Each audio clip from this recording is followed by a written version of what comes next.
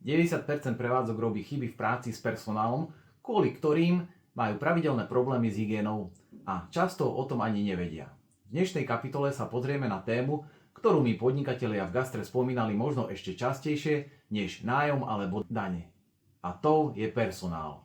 Volám sa Marek Dandar a dlhé roky pomáham prevádzkam zvládať hygienu a kontroly.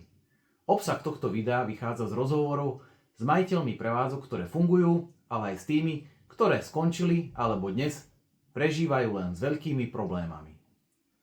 Takmer všetci podnikatelia sa zhodli na jednom. Základom úspechu v gastre je kvalitný personálny tím a priznávajú, že nájsť kvalitný personál a vybudovať dobrý tím je dnes veľmi náročné.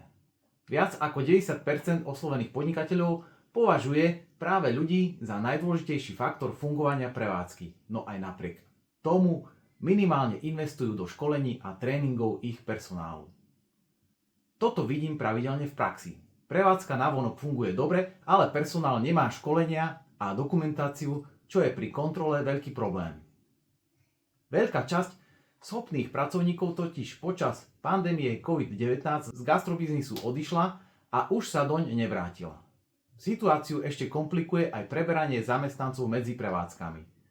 Nové podniky často ponúkajú vyššie platy alebo lepšie podmienky, aby rýchlo získali personál, no problém je ten, že tieto sľuby často nedokážu dlhodobo splniť. Výsledkom je vysoká fluktuácia, nestabilné tímy a problémy s úrovňou hygieny v prevádzke. Podnikatelia zároveň zdôrazňujú, že gastroprevádzka si vyžaduje neustálú kontrolu a dohľad. Mnohí majitelia hovoria, že je potrebné byť na prevádzke pravidelne prítomný a sledovať, ako funguje celý tím. V gastre totiž platí jedno nepísané pravidlo. Čo majiteľ nevidí, to často nefunguje tak, ako by malo. Z rozhovorov vyplynulo jedno veľmi dôležité zistenie. Gastropodnikanie nie je len o recepte, kuchyni alebo menu. Je predovšetkým o ľuďoch a neustálej práce s nimi. Dobrý tím dokáže prevádzku posunúť dopredu. A zlý tím ju dokáže veľmi rýchlo dostať do problémov. Ak máš prevádzku a nie si si istý, či máš personál, školenia a dokumentáciu nastavenú správne, ozvi sa mi.